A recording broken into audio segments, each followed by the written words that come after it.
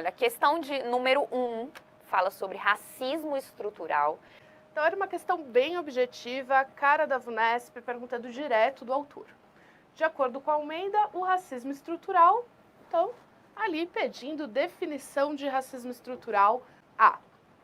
Parte da concepção de que o racismo é uma patologia ou uma anormalidade manifestada por indivíduos ou grupos racistas, cujo a irracionalidade deve ser combatida principalmente pela lei. Então, essa primeira definição que ele traz até podia confundir por estar lá, né, por aparecer na obra do autor, mas não era a definição de racismo estrutural. É a definição do racismo ali individualizado. Já a letra B, ela vai trazer que o racismo estrutural é um processo histórico e político que cria condições sociais para que, direta ou indiretamente, grupos racialmente identificados sejam discriminados de forma sistemática. E aí, de fato, gabarito da nossa questão. É exatamente ali a concepção de racismo estrutural que é apresentada pelo Silvio Almeida. Então, o B aí era o nosso gabarito. Já a letra C, ela vai trazer para nós que era definido pela tese principal de que os conflitos raciais partem das instituições. Hegemonizadas por determinados grupos raciais em detrimento de mecanismos políticos e legais. Bom, gente, essa definição também aparecia lá no livro do Silvio de Almeida, mas era a definição do racismo institucional.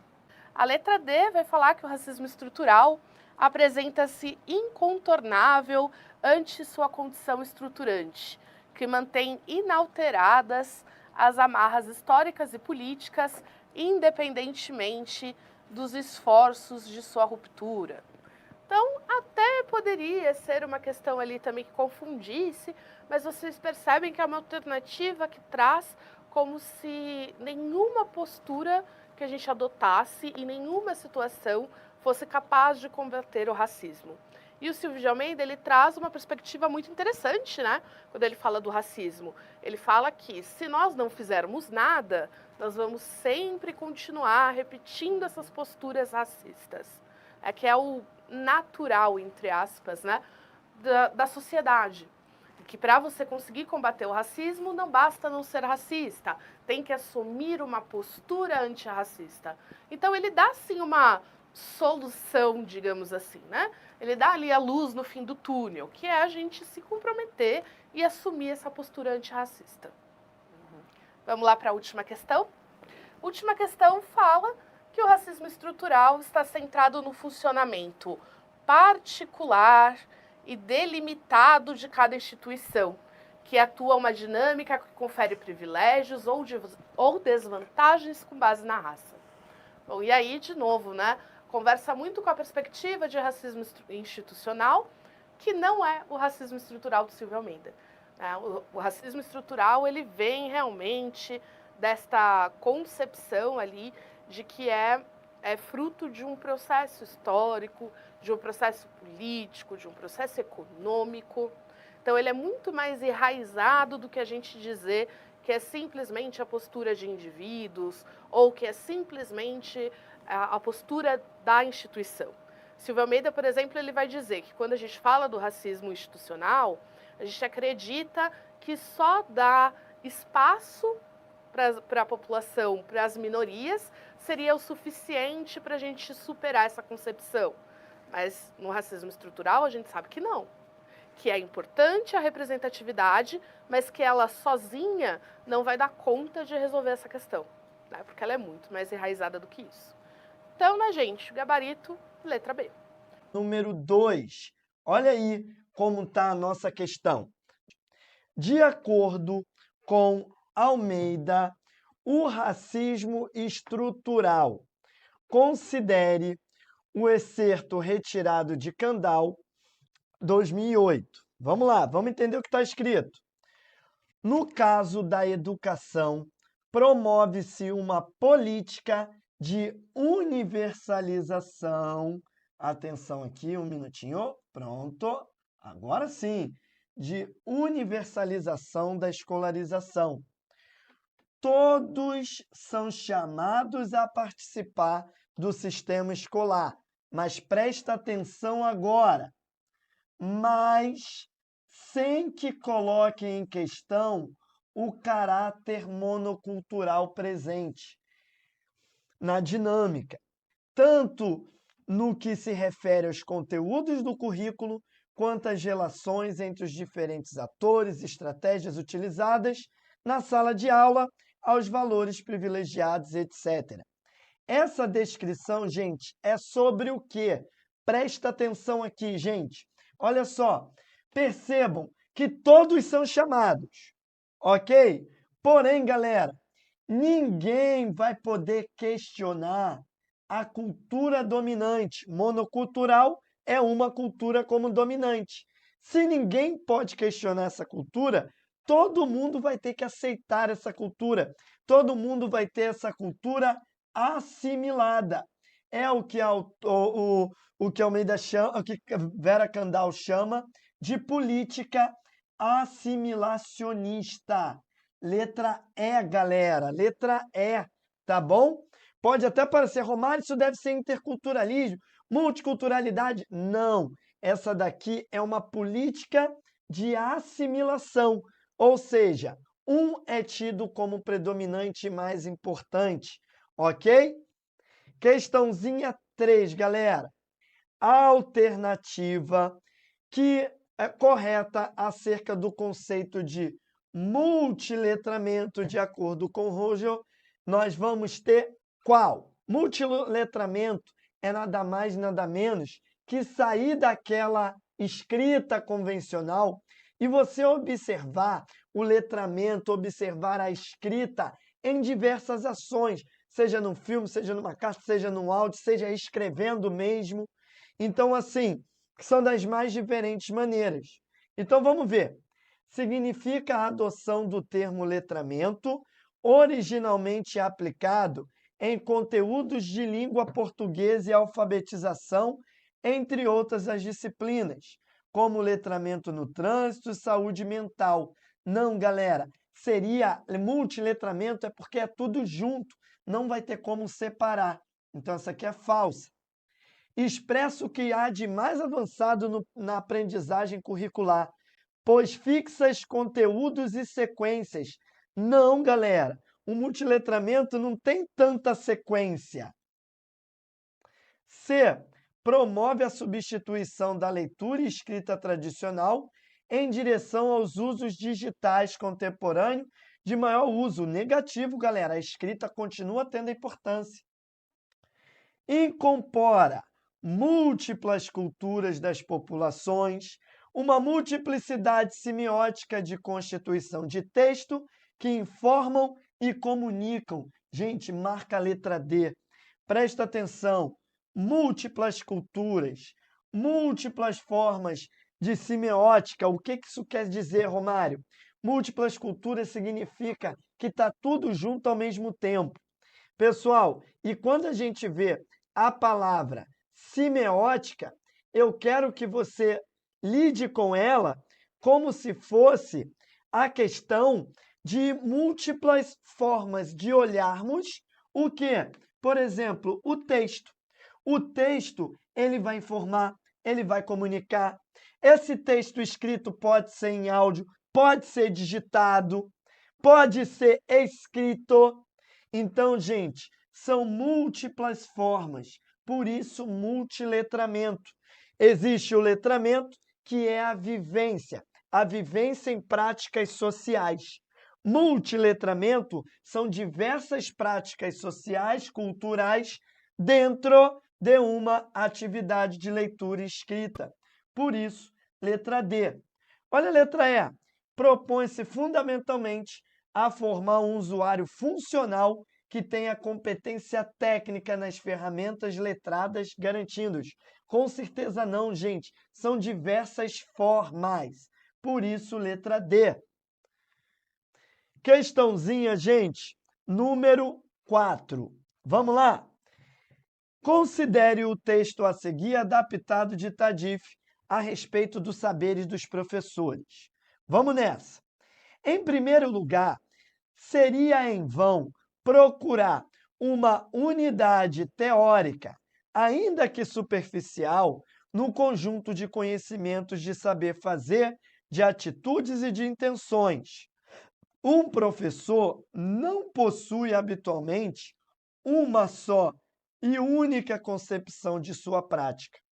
Em segundo lugar, a relação entre os saberes e o trabalho docente não pode ser pensada segundo um modelo aplicacionista da realidade técnica, utilizado nas maneiras de conceber a formação de profissionais e no qual os saberes antecedem a prática, formando uma espécie de repertório prévio que são em seguida aplicados em ação. Pessoal, nesse trecho o autor ele dá um nome para isso, e esse nome se chama sincretismo, letra A. Ok, gente? O fenômeno do sincretismo é exatamente isso, é reconhecer que o professor ele não é pronto. Por quê? Porque não existe só uma única maneira de ensinar, e existe sempre uma constante transformação. E isso ele dá o nome de sincretismo, ele coloca com todas as palavras no texto a definição de sincretismo, galera. Questão de número 5 trazia quase que uma situação problema ali, né? Um estudo de caso para a gente. Andréia é professora de ciências e Danilo de geografia, lecionando para o 7º ano do ensino fundamental. Ambos têm trabalhado em um projeto interdisciplinar que diz respeito aos rios paulistanos e à ocupação urbana. Nas pesquisas em conjunto para a aula, deparam-se com o texto de Gerard Guarani, no qual são mencionados os rios e córregos canalizados ou escondidos sobre os asfaltos de São Paulo, como Anhangabaú e Tamanduateí. Caso os professores queiram trabalhar a perspectiva da autora com seus alunos, as discussões do caso desses rios de São Paulo devem apontar para... A letra A diz que, de acordo com a perspectiva da autora ali, as discussões deveriam apontar para a falta de políticas voltadas para a dignidade humana, que mostram o sucateamento do Estado. Já o B falava sobre o lado bom do progresso industrial e econômico de São Paulo. A letra C, gabarito do nosso edital, fala sobre a necessidade das pessoas civilizadas de se tornarem selvagens, pois todas as coisas ruins para o meio ambiente vêm de pessoas civilizadas. Só para a gente dar uma conferida ali nas outras alternativas, a letra D falava sobre a atualidade da agenda da ONU de Objetivos de Desenvolvimento Sustentável, sendo o mais importante deles o uso consciente da água. É algo até que poderia ter um link depois no futuro, né? Pautando ali no currículo e tal, mas não é o foco do que a autora diz. Então, aí a letra E. A letra E fala sobre a incompatibilidade do modo de vida tradicional guarani com o mundo ocidental de hoje em dia, tornando urgente a inserção na sua vida civilizada. Então, tem dúvida, né? Nosso gabarito, letra C. Questãozinha número 6.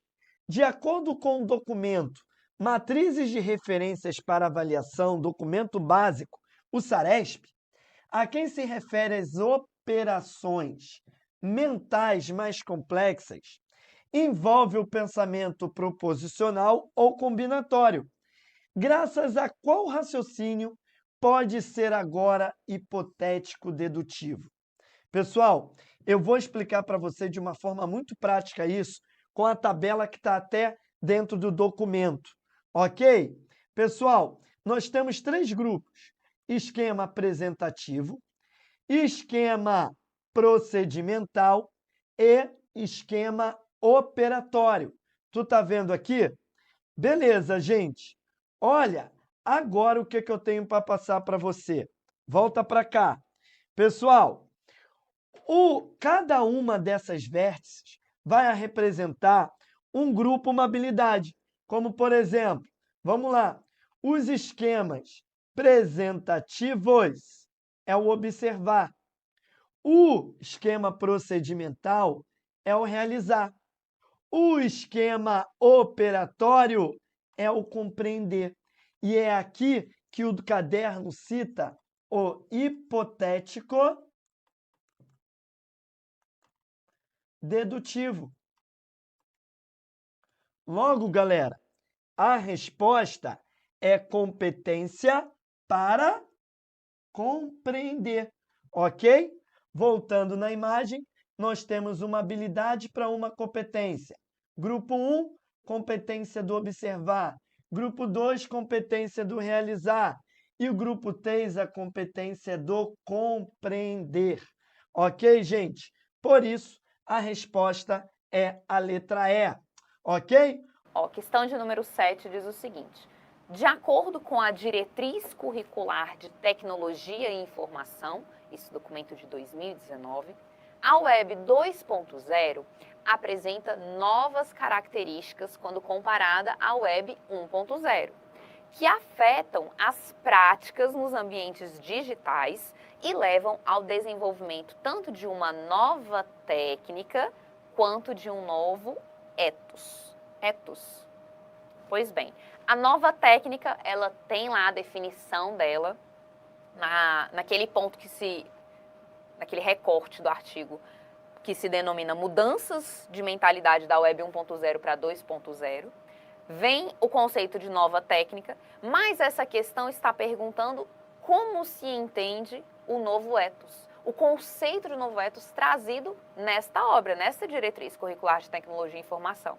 Tá? E aí, pessoal, também não tem como inventar muita coisa, tá? A letra A fala o seguinte: o conhecimento está localizado em pessoas e instituições, o que exige um planejamento e uma atuação pedagógica cada vez mais estáveis e perenes ante as novas configurações de acesso aos conteúdos digitais. A gente tem esses dois conceitos que imprimem mudanças, que promovem, que requerem uma interligação entre um plano físico e o cyberespaço. Então, a gente não pode dizer que está só localizado em pessoas e instituições, tá? A letra A não é o nosso gabarito, portanto.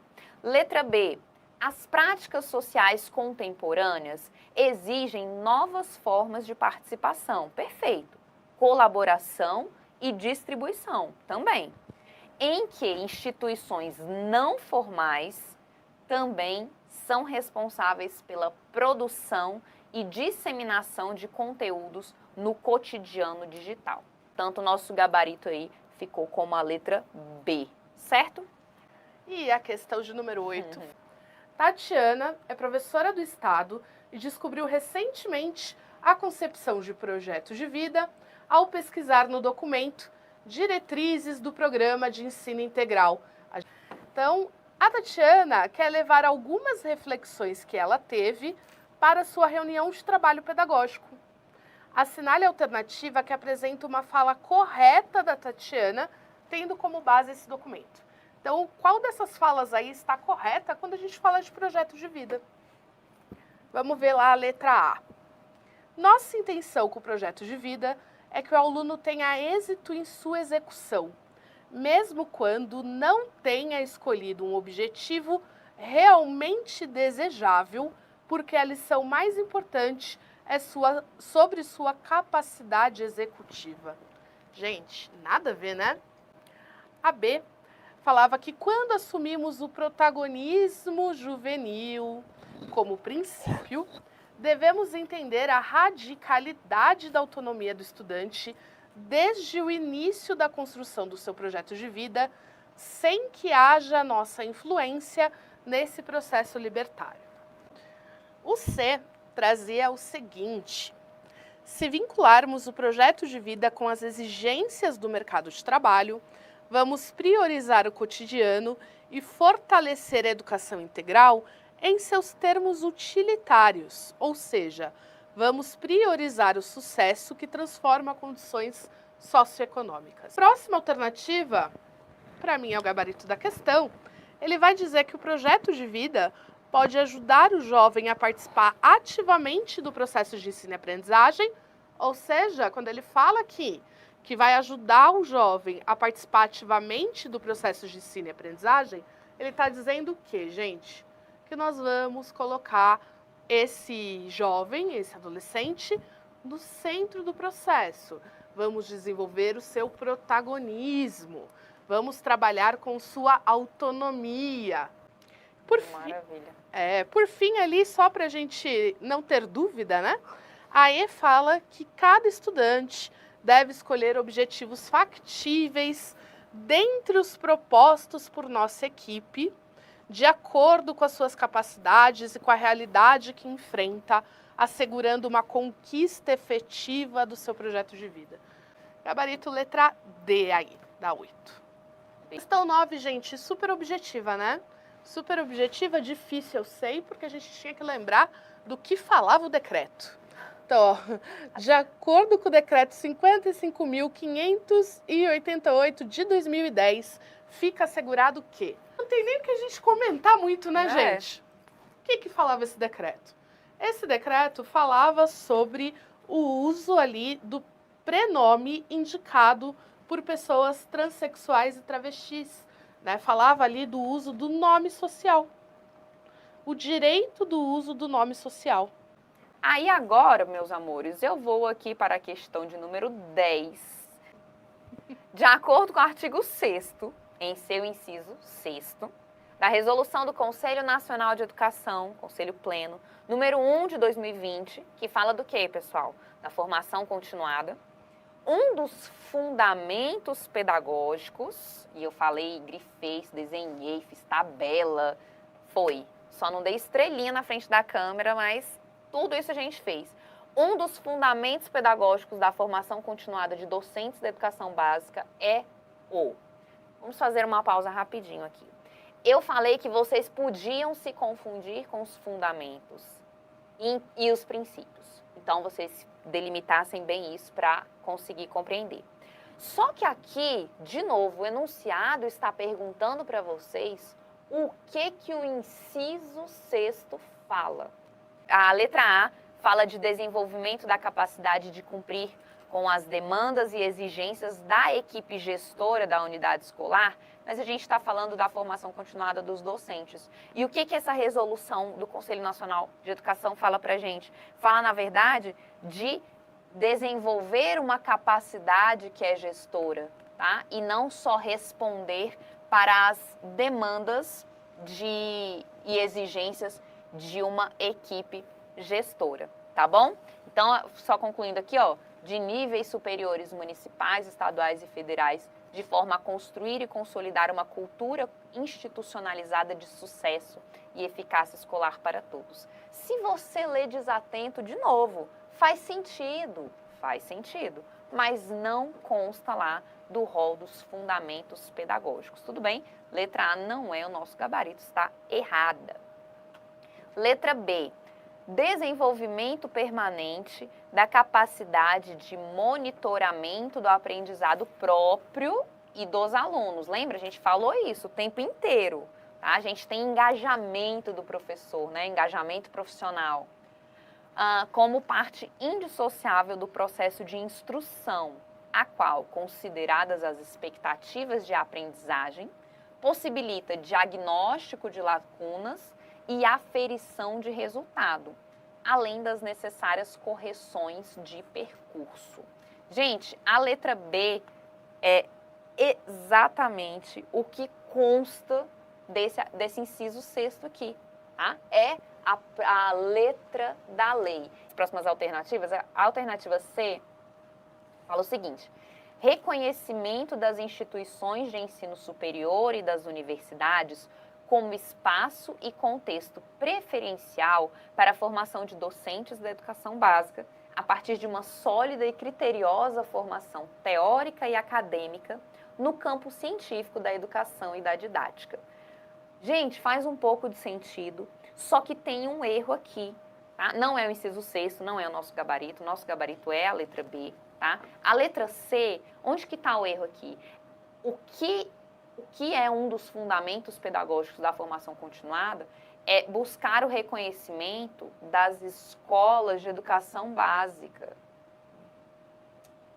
Escola. Gente, a minha letra nessa caneta voando aqui de EB, tá? Quem assiste as minhas aulas, curte aí. EB. Nossa Senhora, escrevi com o pé não, gente. Foi com a mão, sim.